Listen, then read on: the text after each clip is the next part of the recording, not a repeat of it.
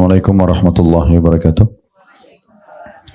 Alhamdulillah wassalatu wassalamu ala Rasulillah. Segala puji dan puja kehadirat Allah Subhanahu wa taala, juga salawat dan taslim kepada Nabi besar Muhammad sallallahu alaihi wa ala alihi wa sahbihi wasallam. Baik, kita akan lanjutkan bedah buku kita 31 tuntunan hidup berkah dan panjang umur ala Nabi sallallahu alaihi wasallam, ditulis oleh Amir bin Muhammad Al-Mudhari, dan kita akan masuk ke poin 11. Betul Bu ya?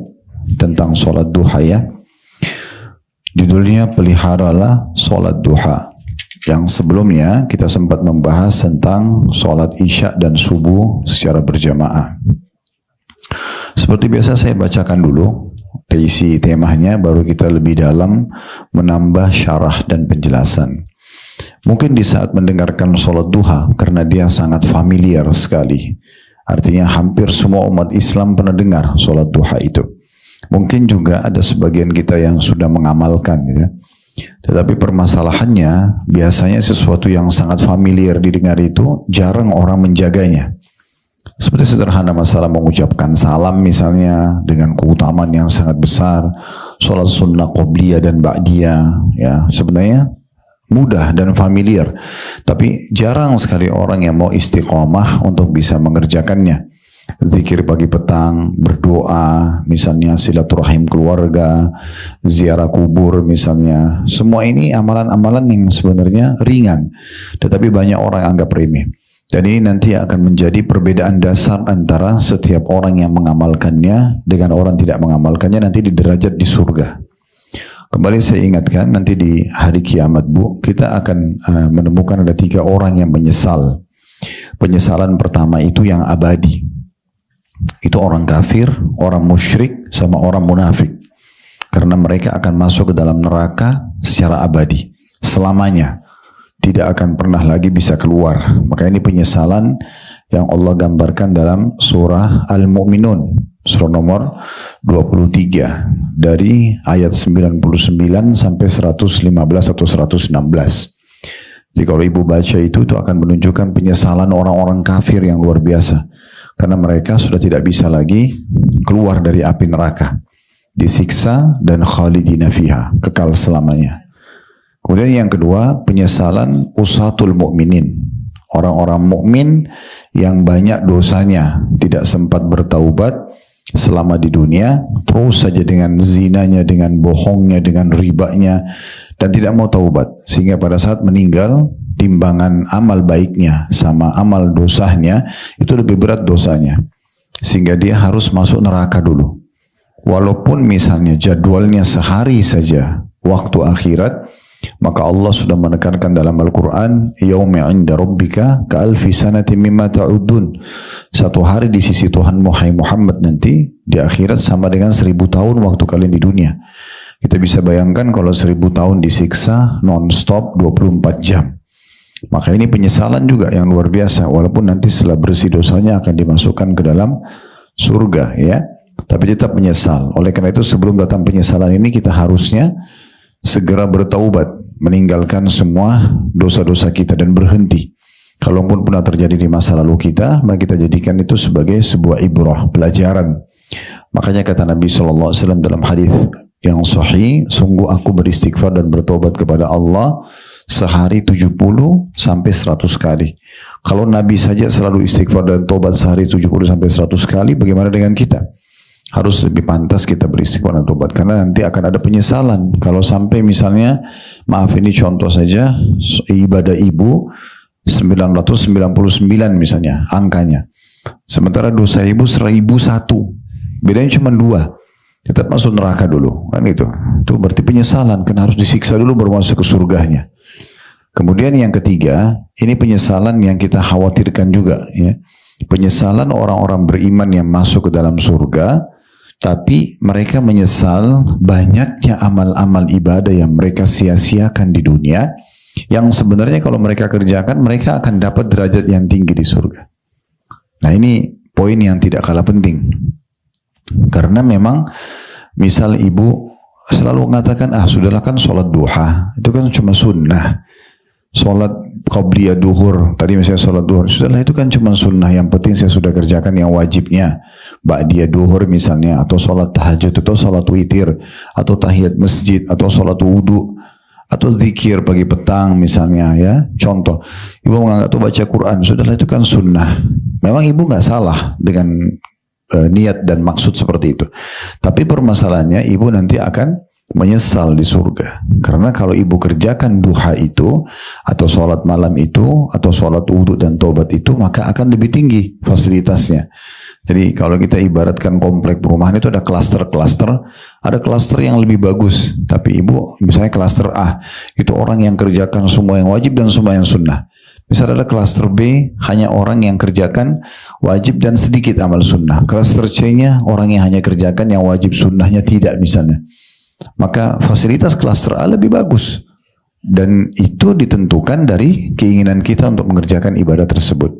Terlebih lagi dalam mengerjakan ibadah-ibadah ini ringan sekali, kayak 2 rakaat sholat duha itu cuma 4-5 menit, itu sudah sangat lama gitu ya, sebentar sekali. Di kantor, di rumah teman, di rumah kita, di restoran seperti ini bisa kita sholat.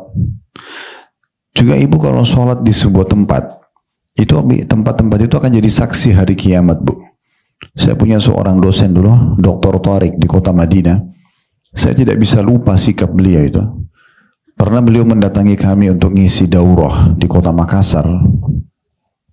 Kalau tidak salah itu di tahun 2000, tahun 2000-an. Belum, maaf, tahun 90-an lah.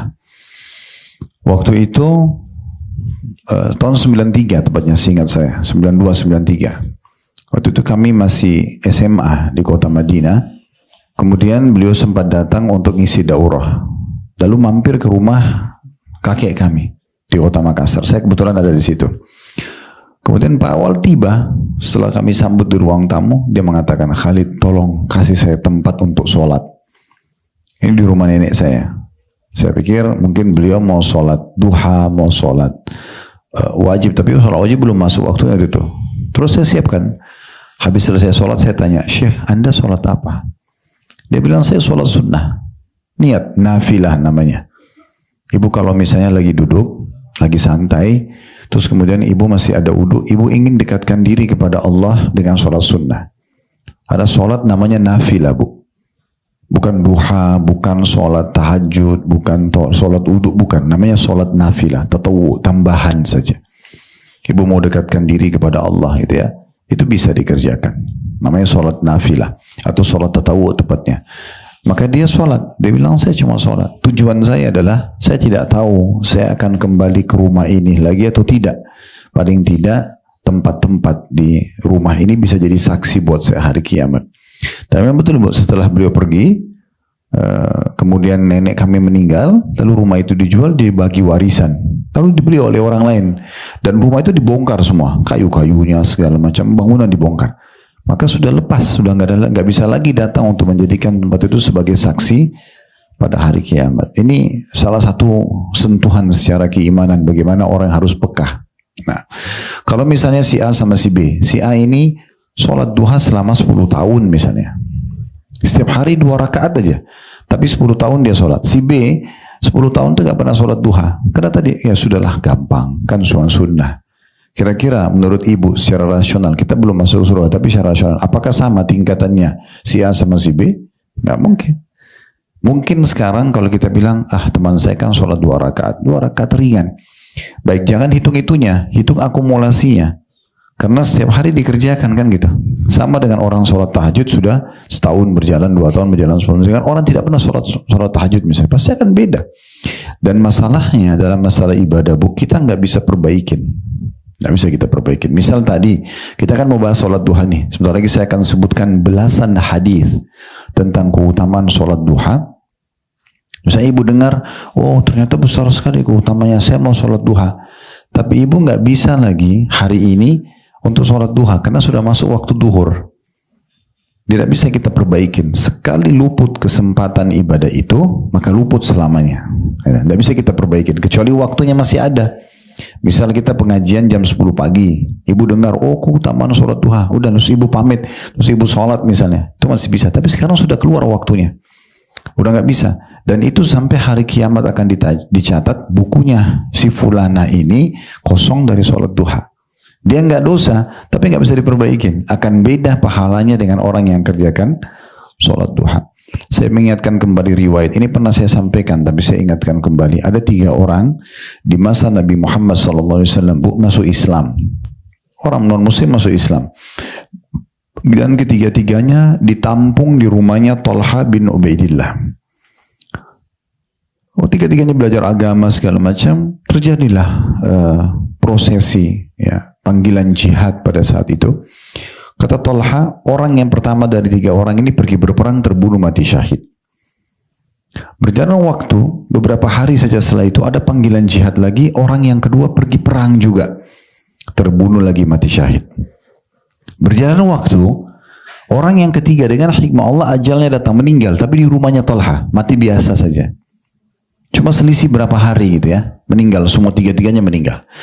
Tapi Talha bin Ubaidillah mimpi di malam harinya 3 orang ini masuk surga, tapi yang paling tinggi derajatnya orang yang terakhir mati, bukan mati syahid.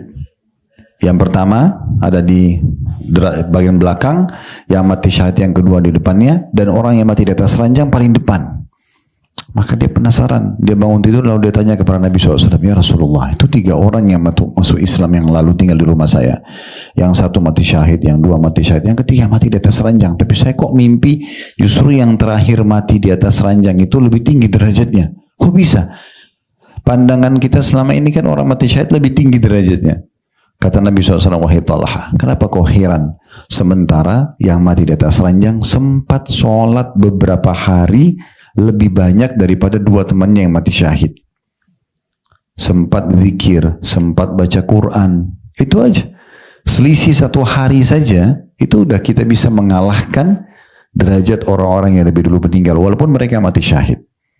Oleh karena itu jangan disia-siakan gitu ya. Jadi jangan anggap remeh, oh bahasanya tentang sholat duha kok ringan banget. Bukan masalah ringannya. Ibu kerjakan nggak? Kan itu jadi masalah.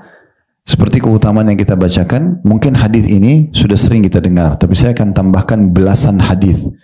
Nanti insya Allah kita akan bacakan dari kitab Sahih At-Targhib Tarhib milik Al-Mundhiri rahimahullah, dan ditelusuri kembali hadisnya oleh Al-Albani rahimahullah. Saya bacakan dulu Bu ya, di halaman 44 ini, poin ke-11 dari 31 ya. Tuntunan hidup berkah dan panjang umur ala Nabi SAW adalah peliharalah sholat duha. Ya, makna pelihara kita tahu, rutin. Bukan hari ini sholat besok tidak. Selalu jadikan jadwal. Karena kalau ibu sudah, awal ibu lakukan berat. Tapi kalau sudah 2 kali, 3 kali, 10 kali, 20 kali, nanti jadi ringan, jadi kebiasaan. Seperti ibu sekarang pakai jilbab, awal mungkin berat. Tapi kalau sudah 2 kali, 3 kali, 1 tahun, 2 tahun, jadi nggak enak malah kalau dibuka gitu kan. Nah mirip itu. Puasa Senin Kamis, kalau awal berat dilakukan, tapi kalau sudah biasa nanti jadi nggak enak malah kalau nggak puasa. Nah seperti itu seterusnya. Kata penulis ini, Anda dapat memperpanjang usia dan menambah kebaikan Anda lewat sholat duha atau sholat awwabin. Awwabin itu mirip atau satu makna dengan tawwabin, ya, orang-orang yang suka bertaubat. Itu dikenal orang yang sholat duha adalah sholatnya orang-orang yang suka bertaubat. Dan ini sudah mencakup atau mewakili 360 sedekah dalam sehari untuk sendi. Manusia punya 360 sendi. Tiap hari ibu kalau mau sendinya selamat, ibu selalu sedekah buat persendinya. Nah kita punya 360 sendi. Anggaplah kalau satu sendi itu nilainya 1 juta Bu. Berarti ibu harusnya sedekah 360 juta sebagai tanda syukur kepada Allah gitu ya.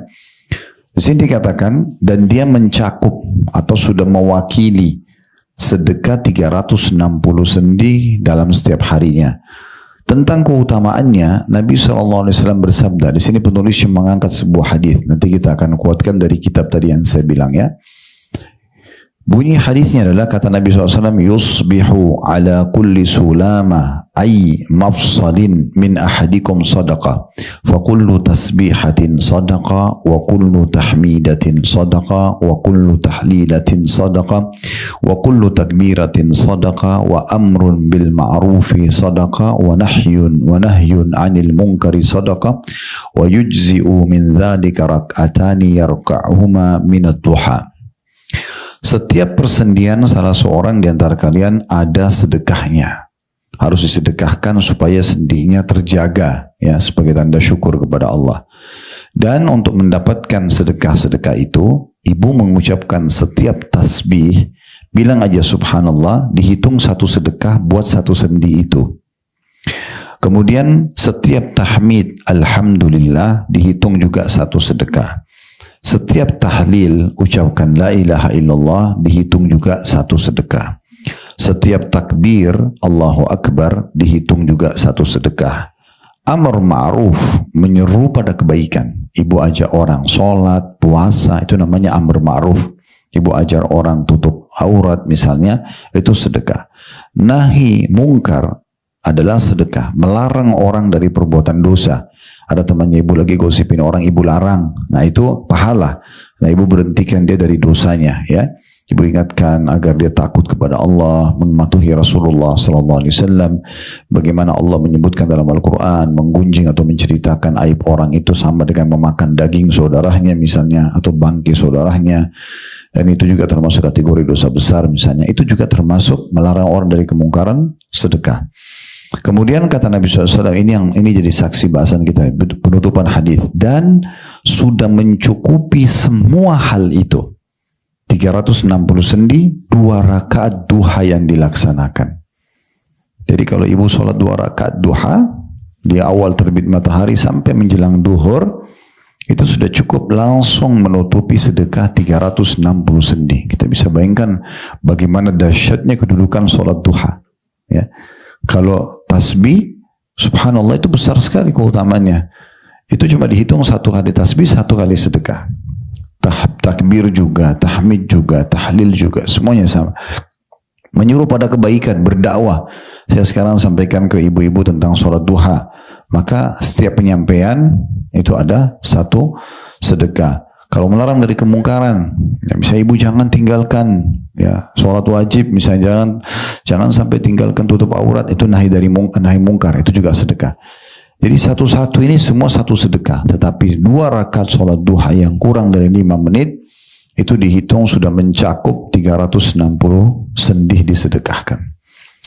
Kata penulis itu ada putnot nomor di bawah, nomor 21 ya.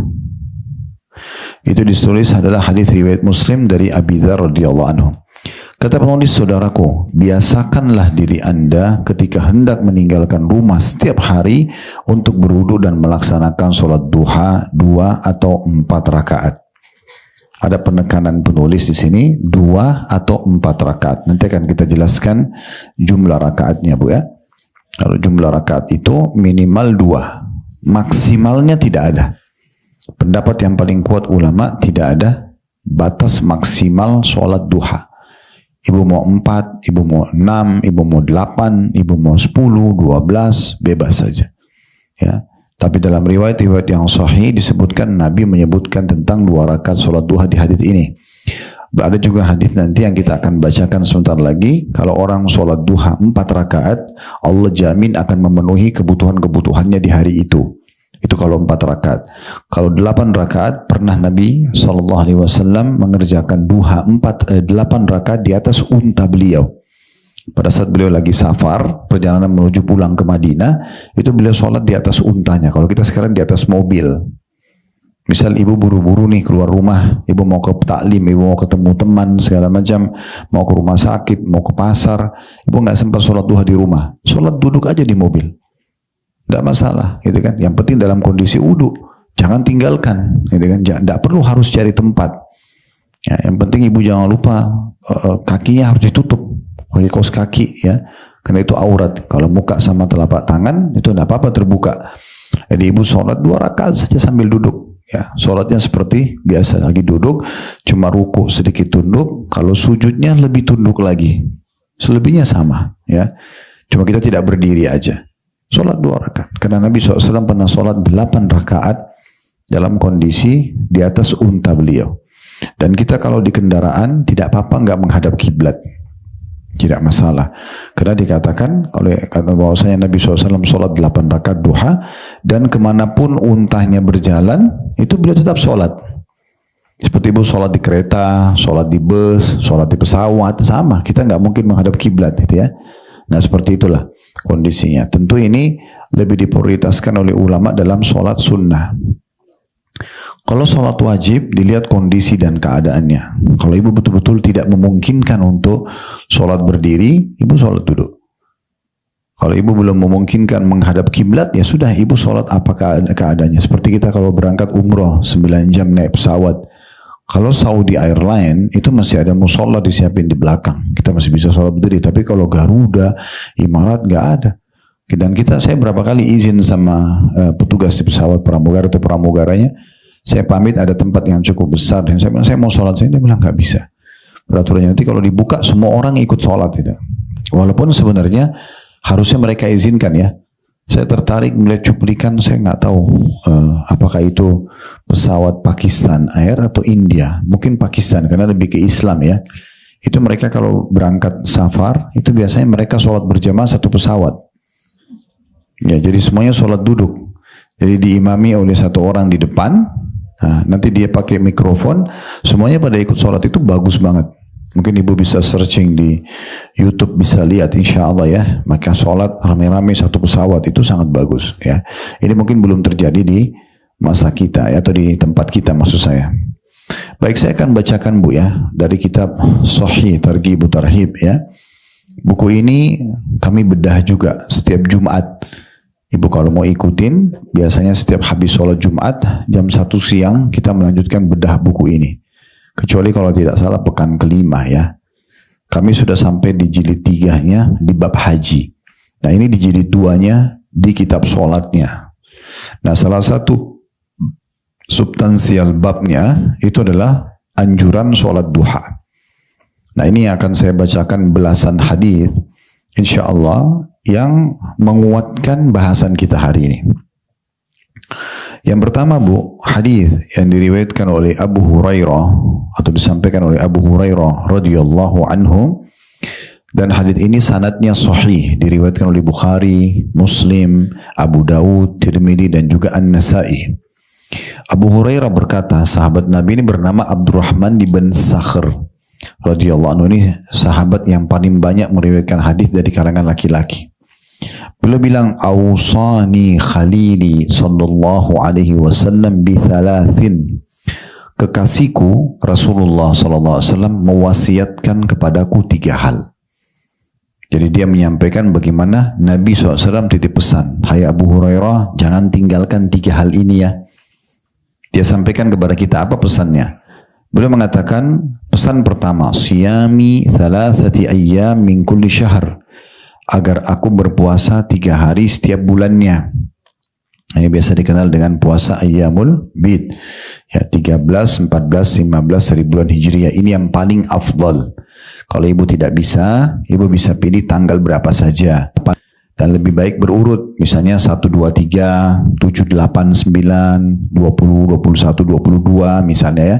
Tapi kalau ibu mau lebih afdal itu di pertengahan bulan. Kayak sekarang ini lagi pertengahan, lagi bulan purnama biasanya cirinya ya. Nah, kalau ibu tidak bisa, ibu bisa cari hari-hari lain. Pendapat Syekh Utsaimin rahimahullah, salah satu ulama, kalau orang misalnya hanya bisa dalam 3 hari itu, dia 2 hari puasa berturut. 1 harinya nggak bisa karena ada halangan, kayak diundang orang atau apa gitu ya. Dia boleh 1 hari itu dipuasa di hari yang lain.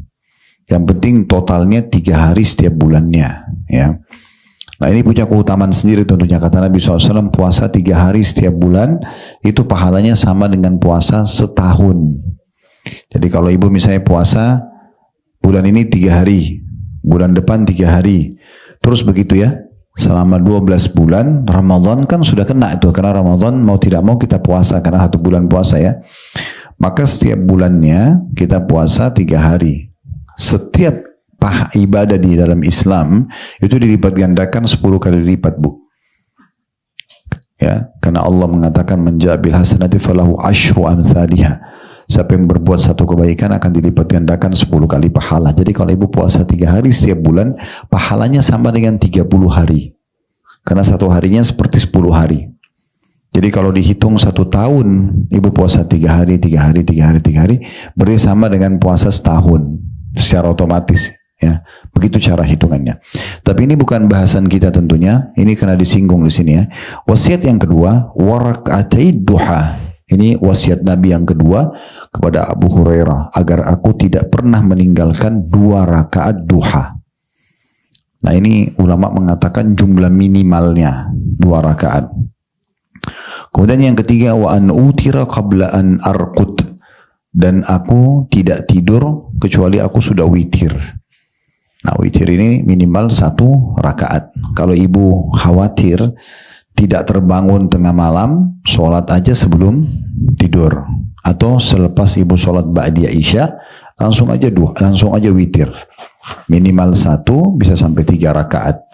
Tapi kalau ibu sudah witir sebelum tidur, kemudian ibu terbangun nanti tengah malam mau sholat tahajud, tinggal tahajud tapi tidak ada witir lagi. Sebagaimana sabda Nabi SAW, la witraini fi laylah. Tidak ada 2 witir dalam 1 malam. Kalau sudah witir awal, ya nanti tinggal tahajud, tidak ada witir lagi.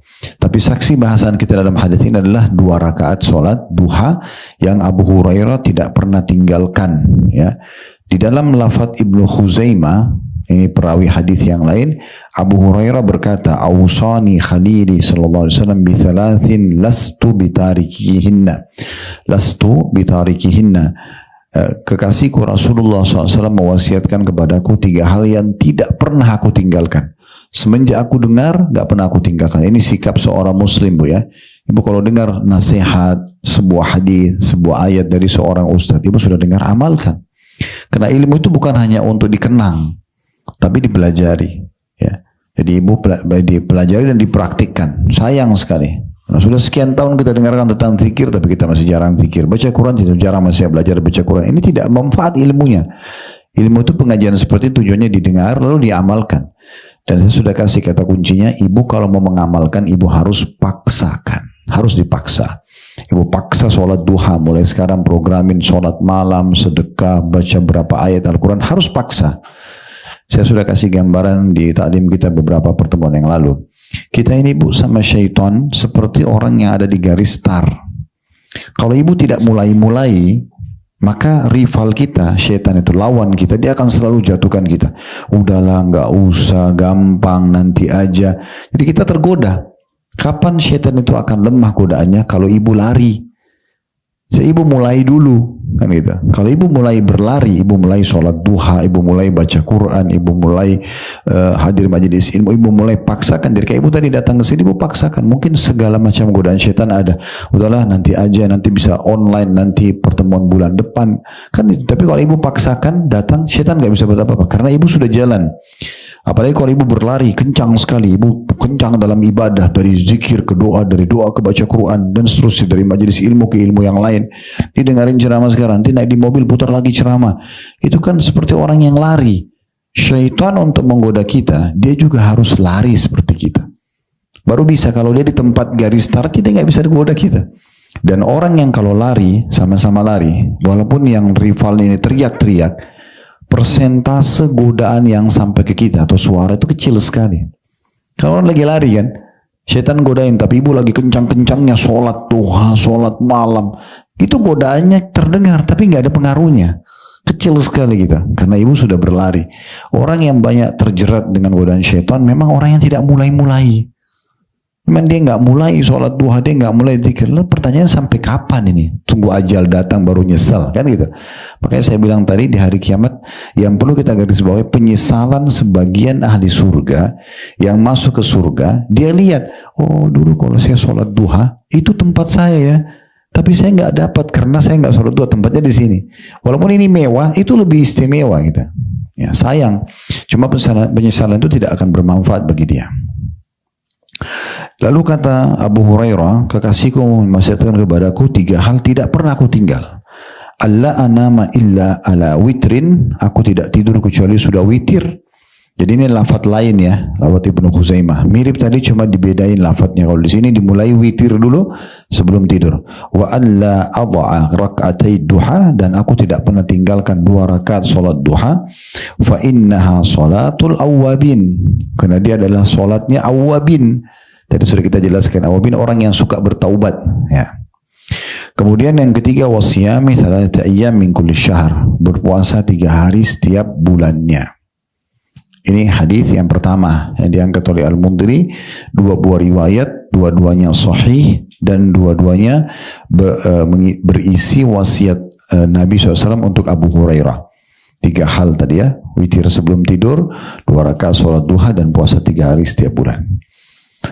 Hadis keduanya, ini hadis keduanya sama dengan hadis yang diangkat oleh bab kita tadi. Jadi saya tidak ulangi lagi tentang ya setiap pagi hari tiba persendian manusia itu wajib disedekahkan.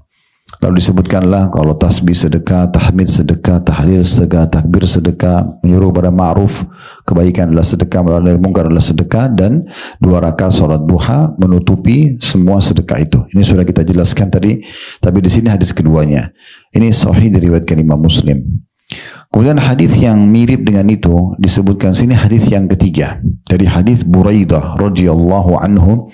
Beliau berkata, aku mendengarkan Rasulullah SAW berwasiat atau bersabda, fil insani sittuna wa thalathumiyati mafsilin. Di dalam diri manusia, tubuhnya ada 360 persendihan. Fa'alaihi ayyatasaddaqa an kulli mafsilin bisadaqah. Dan dia harus wajib bersedekah atas tiap-tiap persendihannya itu. Qalu wa man yutiku dzalika ya Rasulullah. Para sahabat mengatakan, ya Rasulullah, siapa yang mampu lakukan itu? Dia harus sedekah untuk 360 sendinya setiap harinya. Qala an-nukha'atu fil masjidi tadfinuha. Sesungguhnya sedekah termasuk adalah kalau kamu menimbun ludah di masjid ya.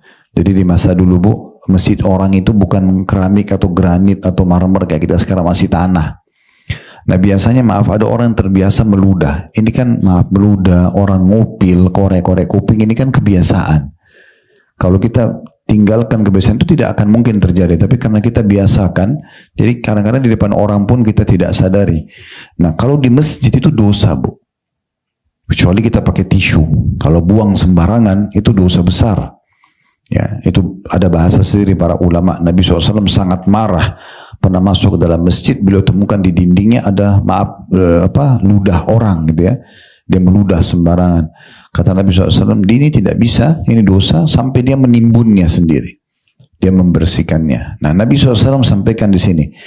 Waktu beliau mengatakan dalam tubuh manusia ada 360 sendi, setiap hari dia harus sedekah, lalu para sahabat mengatakan, ya Rasulullah, siapa yang mampu lakukan itu? 360 sendi tiap hari itu berat sekali. Nabi SAW mengatakan, menimbun ludah atau membersihkan di masjid, ya itu adalah sedekah. Di sini masuk pelajaran penting juga, berarti tidak boleh sengaja kita kotorin ya.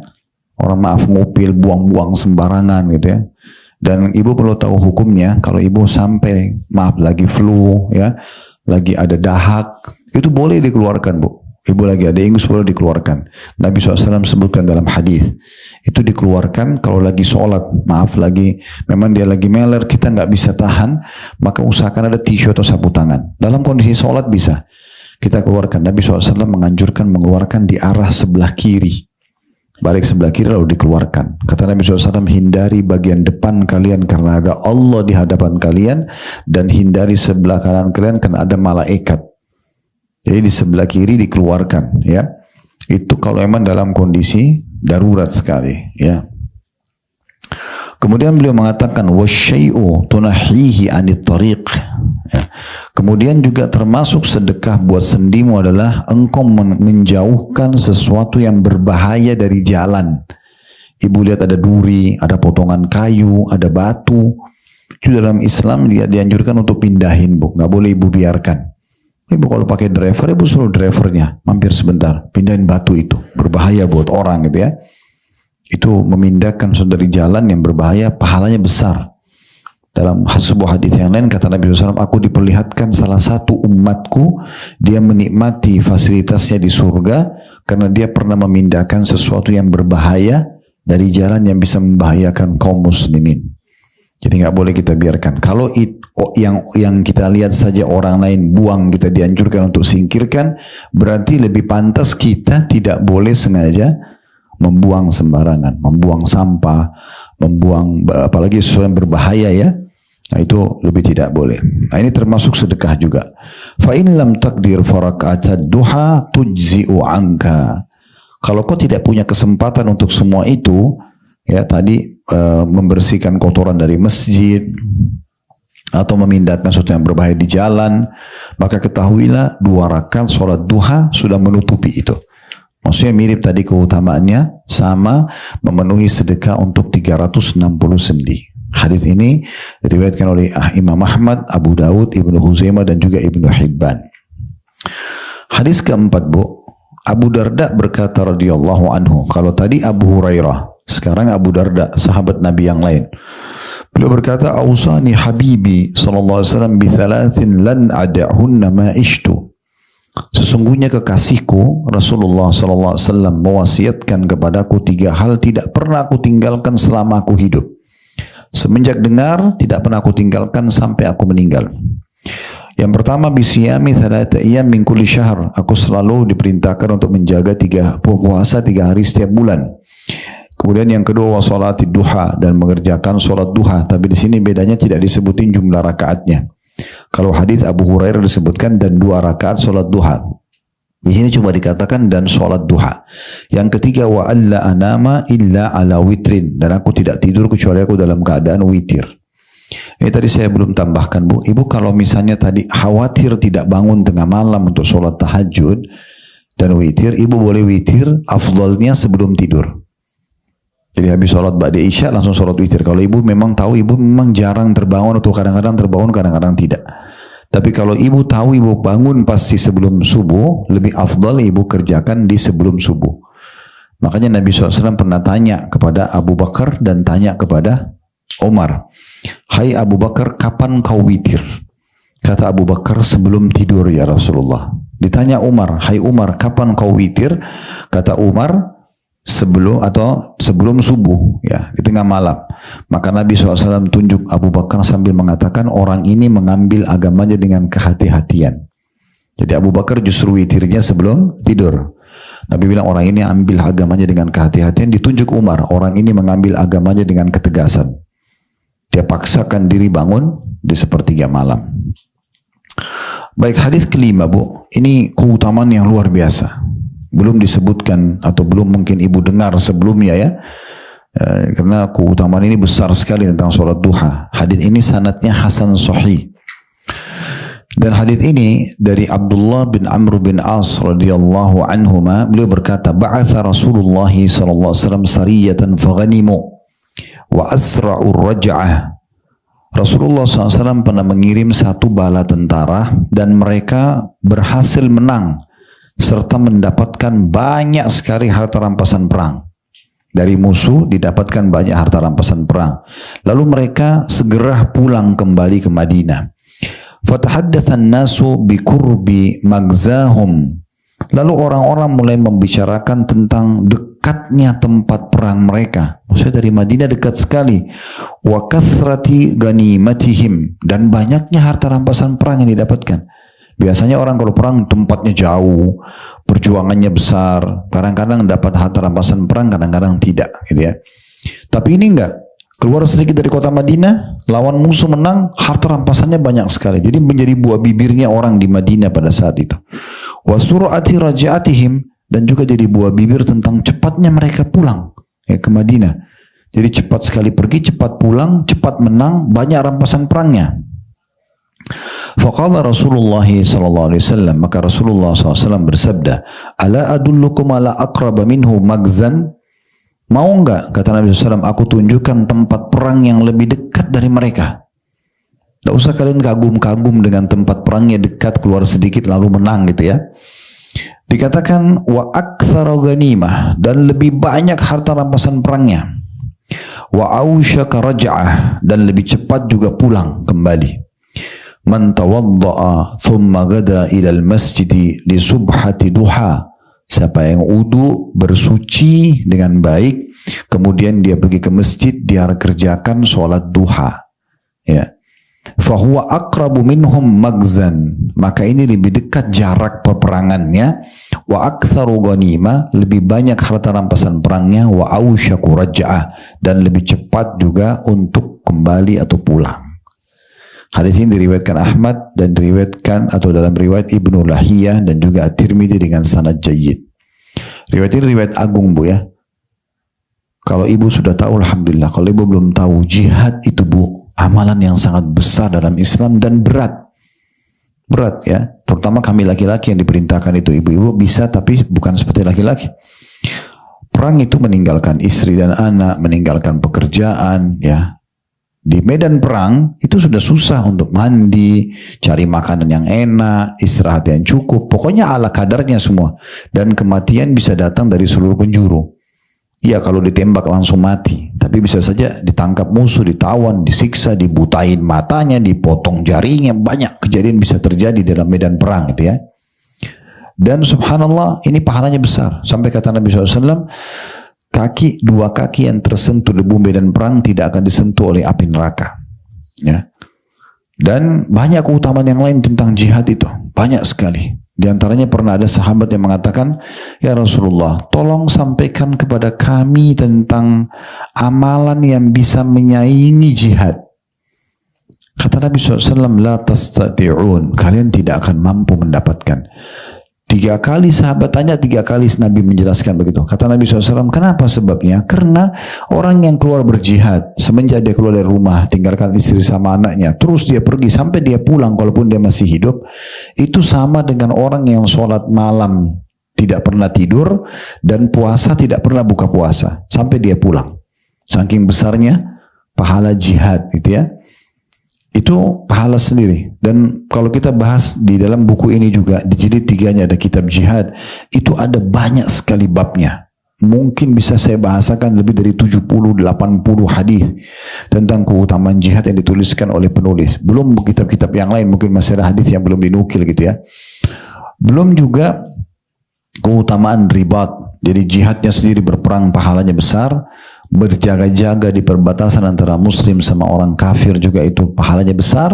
Sampai kata Nabi SAW, ya, siapa yang meninggal dalam kondisi ribat, berjaga di perbatasan antara muslim sama orang kafir, setiap saat bisa menyerang umat Islam, maka dia pahalanya akan terus berngalir sampai hari kiamat. Dalam riwayat lain, ribat 1 hari 1 malam lebih baik daripada dunia dan seluruh isinya. Ini keutamanya besar sekali, gitu, ya.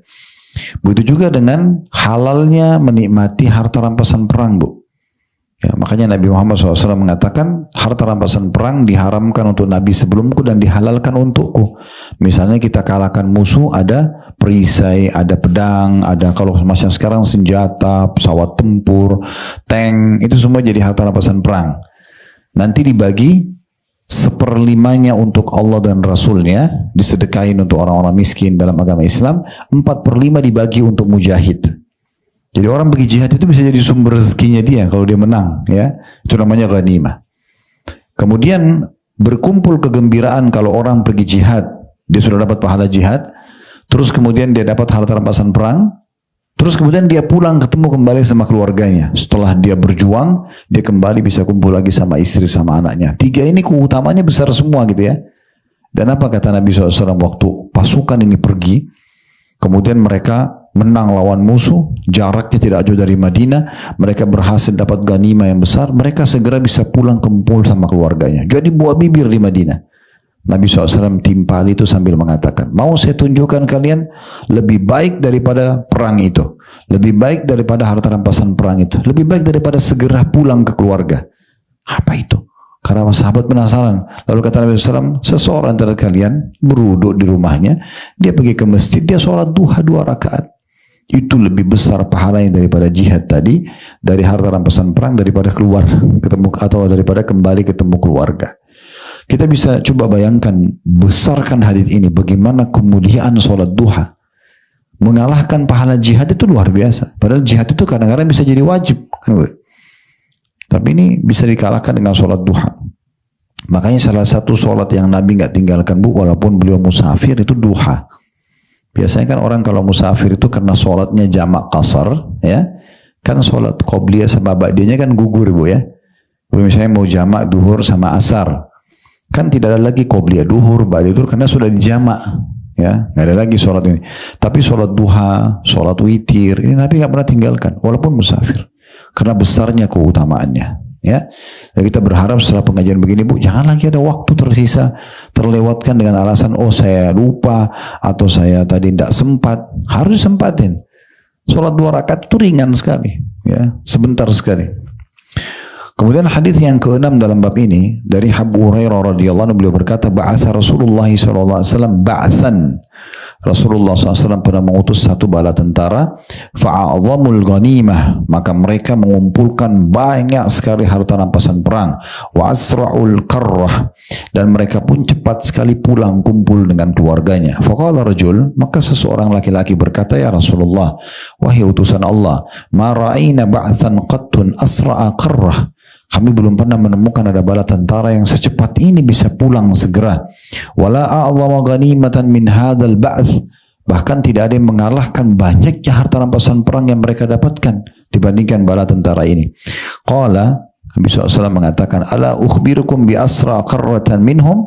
Mau enggak saya tunjukkan kalian yang bisa lebih cepat kembali ke keluarga. Wa a'zama ghanimah, dan lebih banyak harta rampasan perangnya. Rajulun tawadda fa ahsanal wudu, seseorang yang wudu dan dia sempurnakan wudunya, thumma amada ilal masjid, kemudian dia segera menuju ke masjid, fa shalla fihi al-ghadat, lalu kemudian dia salat duha, thumma aqaba bi salati dhahwa, kemudian dia pun melanjutkan, seseorang pergi ke masjid salat subuh ya, kemudian dia ikuti atau menunggu sampai tiba waktu duha. Subuh dengan duha digabung ya. Faqad asra'al qarra wa a'zama al-ghanimah. Dia telah mempercepat untuk kembali ke keluarganya dan juga menemukan banyak sekali harta rampasan perang. Harta rampasan perang. Diriwayatkan oleh Abu Ya'la dan perawi-perawinya semua ada dalam kitab As-Sahih. Al-Bazzar juga meriwayatkannya. Jadi memang amalan-amalan sunnah ini bu, jangan dianggap remeh ya. Ini penting sekali. Dalam sebuah riwayat yang lain, pernah Abu Hurairah radhiyallahu anhu, beliau melihat muslimin di masa beliau, ini Nabi sudah meninggal ya sallallahu alaihi wasallam, tapi di masa sahabat beliau masuk di pasar Madinah, orang di Madinah masih sibuk belanja, pasar, jualan semua, dan mereka tuh sepertinya lalai dari zikir, dari baca Quran, dari sholat duha gitu ya. Lalu beliau datang ke pasar lalu teriak dengan suara keras mengatakan, kenapa saya melihat kalian masih sibuk transaksi di sini sementara warisannya Nabi sedang dibagi. Warisannya Nabi sedang dibagi. Karena mereka rata-rata pedagang, mereka berpikir warisan ini harta. Maka mereka bilang, di mana warisannya dibagi? Kata Abu Hurairah, di masjid Nabi. Lalu satu pasar itu buru-buru lari pergi menuju ke masjid. Abu Hurairah mengatakan, pergilah, saya akan tunggu barang dagangan kalian di pasar ini. Abu Hurairah berdiri di situ. Mereka pergi semuanya sampai sekian lama, terus mereka kembali lagi. Lalu mereka semua bilang, wahai Abu Hurairah, kami sudah datang ke masjid Nabi. Kami nggak lihat ada bagi-bagi warisan Nabi.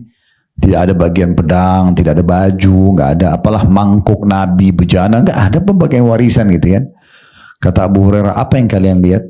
Mereka bilang, kami lihat ada orang yang sedang sholat, ya. Di waktu duha itu ya, di waktu pagi sholat duha. Ada orang yang lagi sholat, ada orang yang lagi berdoa, ada orang yang saling menasehatin, ada orang yang lagi berzikir. Itu yang dilihat di masjid. Kata Abu Hurairah, celaka kalau kalian tidak faham. Itulah warisan Nabi SAW yang saya maksudkan. Jadi beliau ingin menyentuh, jangan tinggalkan ini. Boleh sibuk apapun, tapi jangan ketinggalan. Ibu mau meeting, ibu mau ketemu teman-teman, mau silakan, tapi jangan tinggalkan sholat duha. Apalagi tadi saya bilang bisa dimudahkan. Nabi SAW pernah sholat di atas unta, di atas mobil bisa sholat. Susahnya apa? Dan usahakan bu ya, selalu dalam kondisi wudu. Mau keluar rumah sudah wudu ya. Ada namanya hukum masul khuf, mengusap kaos kaki ya. Kalau sudah tahu alhamdulillah. Ibu kalau sebelum keluar rumah, kalau sudah wudu lalu ibu pakai kaos kaki, nanti ibu di jalan keluar angin, buang air kecil, buang air besar, batal wudu lah. Ibu mau wudu lagi, ibu wudu. Semua kena air kecuali kaos kaki, kaos kaki nggak usah dibuka.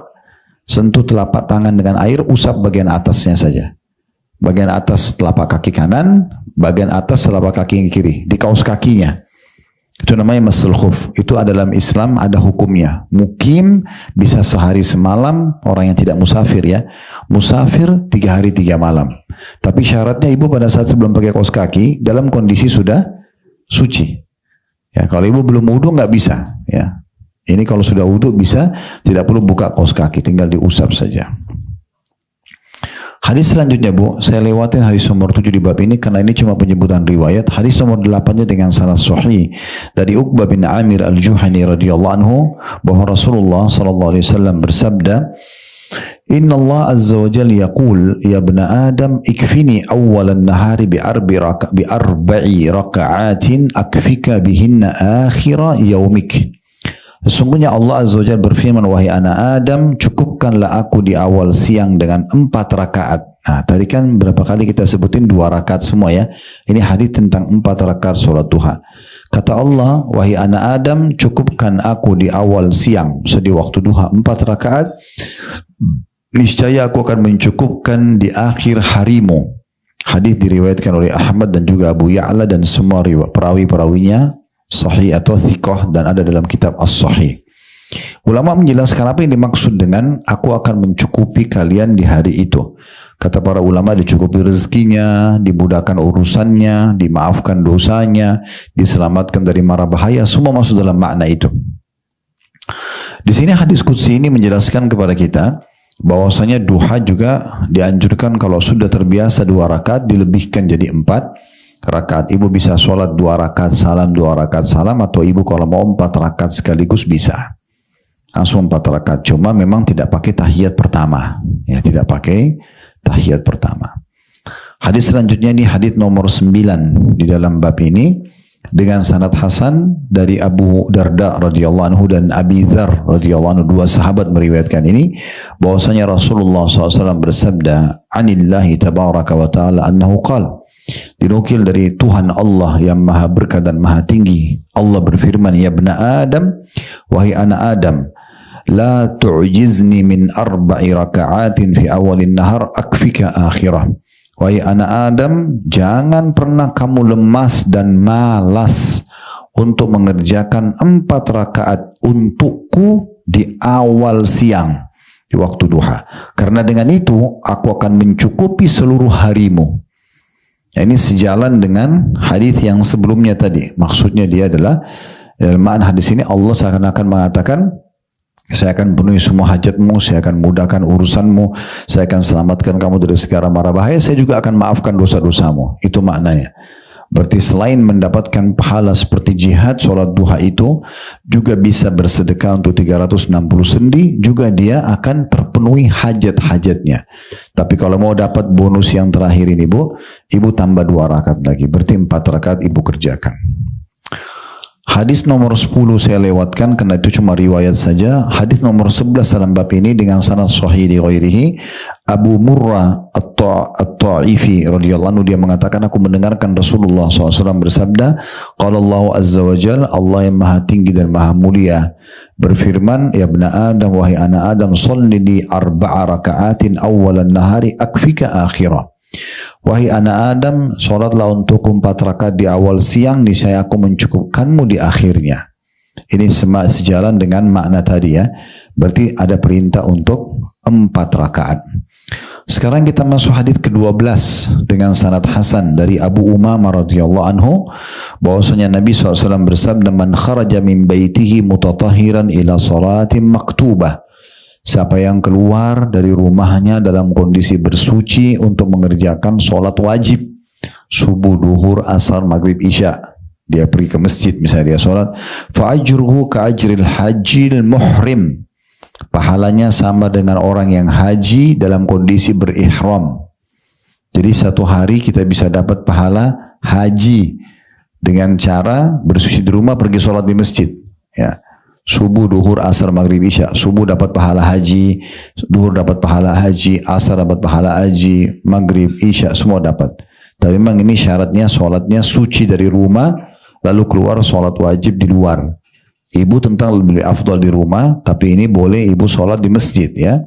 apalagi di waktu-waktu lowong, masjid dekat rumah, atau lagi keluar jalan ke pengajian begini misalnya, terus lewat masjid sudah azan, mampir aja dulu sholat.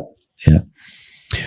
Lalu dikatakan waman kharaja ila tasbihid duha, siapa yang keluar untuk mengerjakan sholat duha, la yansibuhu illa iyyah, tidak ada yang membuat dia keluar kecuali untuk sholat duha. Fa ajruhu ka ajril mu'tamir, pahalanya kalau dia keluar dari rumahnya ke masjid untuk sholat duha, tidak ada yang buat dia ke masjid kecuali itu, maka pahalanya sama dengan pahala umroh lengkap.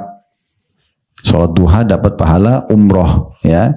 Ini berarti keutamaan lain. Tadi seperti sedekah 360 sendi, ya, dipenuhi hajat-hajatnya oleh Allah, lebih baik daripada pahala jihad. Ini dapat lagi pahalanya sama dengan pahala umroh. 2 rakaat saja sama dengan pahala umroh. Wa salatan ala athari salatin la lagwa bainahuma kitabun fi'liyin, dan solat sesudah solat lainnya yang tidak ada perbuatan sia-sia di antara keduanya ditulis di illiyin. Illiyin ini Bu, ada kitab di langit sana, itu tulisan untuk ahli surga. Kalau nama ibu sudah ditulis di illiyin, ibu dijamin masuk surga, ya. Nah, untuk mencatat nama kita di illiyin, kita harus banyak mengerjakan ibadah-ibadah dan taubat dari dosa. Kalau nama kita sudah terdaftar, maka kita secara otomatis, ya, akan mendapatkan, ya, ini tercatat di illiyin namanya.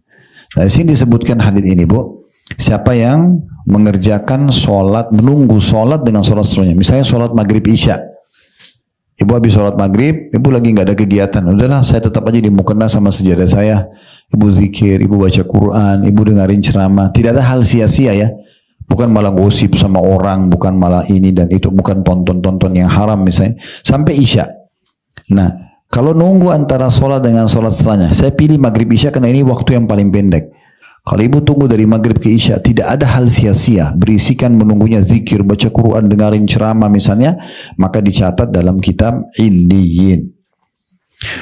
Hadis terakhir Bu, hadis nomor 13 dalam buku ini, dari hadis Abu Hurairah radhiyallahu anhu bahwasanya Nabi SAW bersabda, la yuhafidhu ala salati duha illa awwab, qala wa hiya salatul awwabin. Tidak akan ada orang yang suka dan rutin menjaga salat duha kecuali dasarnya dia adalah awwab. Awwab itu orang yang suka bertaubat. Ya, lalu Nabi mengatakan, ya, dan dia adalah salatnya awwabin, salatnya orang-orang yang suka taubat. Hadis ini diriwayatkan oleh Tabarani dan juga Ibnu Khuzaimah. Ini kurang lebih ada 13 urutan hadis, ya, dalam buku ini, walaupun ada tadi kalau tidak salah 2 yang cuma berisikan sanad saja Bu, ya. Saya yakin mungkin dengan satu saja hadis itu sudah cukup, kita harusnya termotivasi mengerjakan, apalagi ini tadi banyak sekali pahala umroh, pahala jihad, seperti sedekah 360 sendi, yaitu terus dipenuhi hajat-hajatnya. Kalau ibu sampai kerjakan 4 rakaat, itu apalagi yang membuat kita untuk menolak mengerjakan sholat duha.